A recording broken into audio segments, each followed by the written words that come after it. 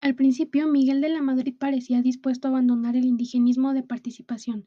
El encarcelamiento en 1983 de Salomón Nachman Sitón, director del INI y gran promotor del etnodesarrollo, refleja sin duda la intención de poner freno a una política que habría podido rematar dando demasiada iniciativa a los indígenas. Sin embargo, frente a las críticas que levantó esta detención del proceso, Miguel de la Madrid anuncia el hacinamiento de una política con los indígenas y no ya para los indígenas. Se crearon subcomités de endodesarrollo en el seno de los comités de planificación, mientras que bajo la rectoría del INI se establecen los consejos comunitarios de planificación. En una reunión con los representantes del CNPI, el presidente insiste que una de sus preocupaciones principales es instaurar los mecanismos adecuados para que los grupos étnicos participen en la planificación de su desarrollo, asegurando a la vez al respecto de su derecho a la autogestión económica y política dentro de las comunidades.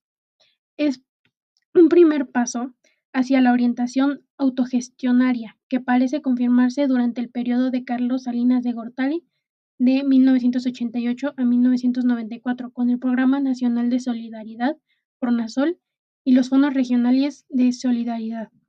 Estos programas de combate a la pobreza y de fenómeno a la producción agrícola y artesanal en las zonas indígenas no insisten tanto en la participación de los indígenas en la elaboración de los programas como en la organización y la gestión de su propio desarrollo. En la década de 1980, las protestas y peticiones por la despenalización del aborto avanzaron, pero la cultura religiosa y conservadora impidió cualquier modificación legal. Durante el periodo de Miguel de la Madrid, la PGR propuso un anteproyecto para despenalizar el aborto en ciertas circunstancias. El proyecto planteaba que el aborto sería legal en caso de malformación del feto o pobreza extrema de la madre. No fue hasta 1989 que se inauguró la primera agencia especializada del Ministerio Público en Delitos Sexuales, la AEDS, en la capital. Esta entidad fue pionera en la atención especializada a mujeres víctimas de violencia de género. El 19 de septiembre de 1985 se dio un terremoto de 8.1 grados que provocó el derrumbamiento de edificios y casas, dejando más de 30.000 heridos, 150.000 damnificados y 30.000 viviendas destruidas y más de 60.000 con daños. Debido a esto surgió la CUD, o la Coordinadora Única de Damnificados, la cual buscaba reconstrucciones, programas de renovación y construcción de viviendas y una modificación al escenario social y político que se vivía.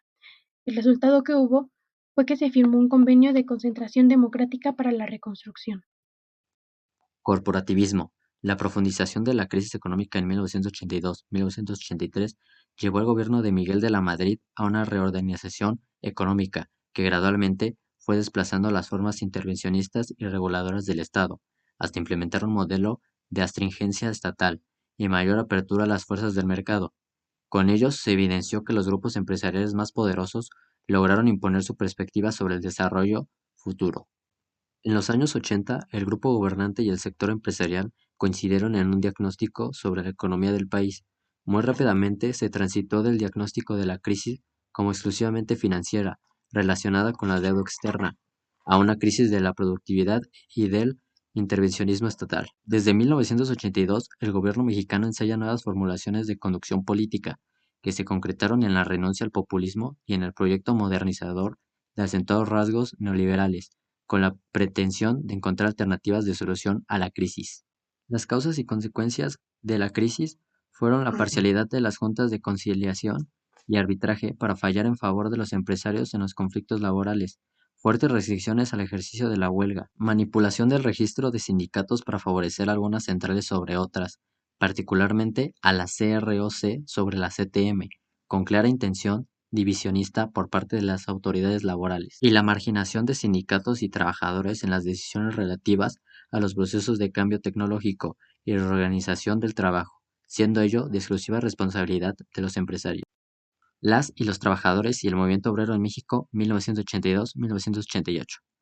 En 1982, México sufrió una severa crisis de deuda externa, que llevó a una drástica devaluación del peso, altas tasas de inflación y recortes en el gasto público. Estas medidas tuvieron repercusiones directas en la vida laboral. Se redujeron los salarios reales, aumentó la informabilidad y se flexibilizaron las relaciones laborales, lo que precarizó las condiciones de empleo, especialmente para las mujeres trabajadoras. Las mujeres en particular enfrentaron una doble carga. La crisis económica incrementó la necesidad de que ellas se integraran al mercado laboral, muchas veces en condiciones desfavorables, mientras continuaban siendo responsables de las tareas domésticas y el cuidado familiar. Durante el periodo de 1982-1988, diversas instituciones y sectores laborales en México llevaron a cabo huelgas o expresaron demanda frente a la crisis económica, las políticas neoliberales y el deterioro de las condiciones de trabajo. Esas instituciones fueron la Universidad Nacional Autónoma de México, la UNAM. Los trabajadores y académicos de la UNAM protagonizaron huelgas y protestas debido a los recortes presupuestales, los intentos de aumentar las cuotas y las políticas que afectaban la autonomía universitaria.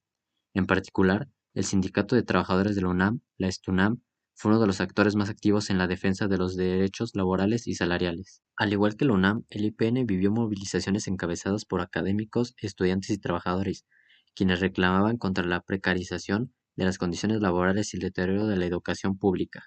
En el sector de la salud, trabajadores del Instituto Mexicano del Seguro Social, IMSS, organizaron huelgas y manifestaciones para exigir mejores condiciones laborales, el pago de salarios justos y el fortalecimiento del sistema de salud pública, que enfrentaba un grave deterioro debido a los recortes presupuestales.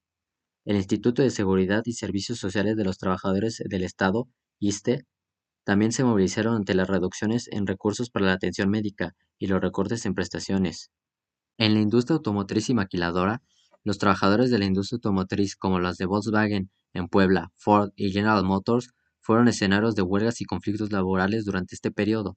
Los trabajadores demandaron mejoras salariales y rechazaron las prácticas de flexibilización laboral impuestas por las empresas. La industria maquiladora, especialmente en la frontera norte, las trabajadoras de las maquilas realizaron paros y protestas ante las condiciones de explotación que caracterizaban a este sector. Largas jornadas, salarios bajos y ausencia de seguridad laboral. En el sector eléctrico, el Sindicato Mexicano de Electricistas, ESME, tuvo un papel destacado en la resistencia a las políticas neoliberales, organizando huelgas y movilizaciones contra las reformas que afectaban al sector eléctrico y los derechos laborales de sus agremiados. En el magisterio, la Coordinadora Nacional de Trabajadores de la Educación, SNTE, una organización disidente dentro del Sindicato Nacional de Trabajadores de la Educación, SNTE, emergió como un actor clave en las luchas laborales, realizó huelgas, marchas y paros en estados como Oaxaca, Chiapas y Michoacán, exigiendo mejoras salariales, estabilidad laboral y una educación pública de calidad. Durante el gobierno de Miguel de la Madrid Hurtado, la migración tanto interna como internacional fue influenciada por una serie de factores económicos, sociales y políticos. Este periodo se caracterizó por un aumento en la emigración hacia Estados Unidos y un incremento en la migración interna dentro de México, debido a muchas crisis económicas, desastres naturales y cambios de las dinámicas rurales urbanas. La crisis de la deuda externa en 1982 marcó el inicio del sexenio. El gobierno implementó políticas de ajuste estructural promovidas por el Fondo Monetario Internacional. Estas políticas afectaron el empleo y las oportunidades económicas, generando mayor pobreza y marginación, lo que incentivó la migración. También otro de los factores fue los sismos. Los terremotos devastaron amplias zonas de la Ciudad de México, lo que provocó desplazamientos internos de miles de personas en busca de mejores condiciones de vida. La migración a Estados Unidos se consolidó como una estrategia de supervivencia para miles de mexicanos. Las restricciones en la frontera y la falta de opciones legales incrementaron el número de migrantes que cruzaban sin documentación. En estas fechas, muchas de las familias y comunidades establecieron redes de apoyo entre México y Estados Unidos, facilitando la inmigración de nuevos miembros. La falta de empleo y el deterioro de las condiciones de la vida llevaron a un aumento en flujos migratorios hacia Estados Unidos, tanto legales como indocumentados.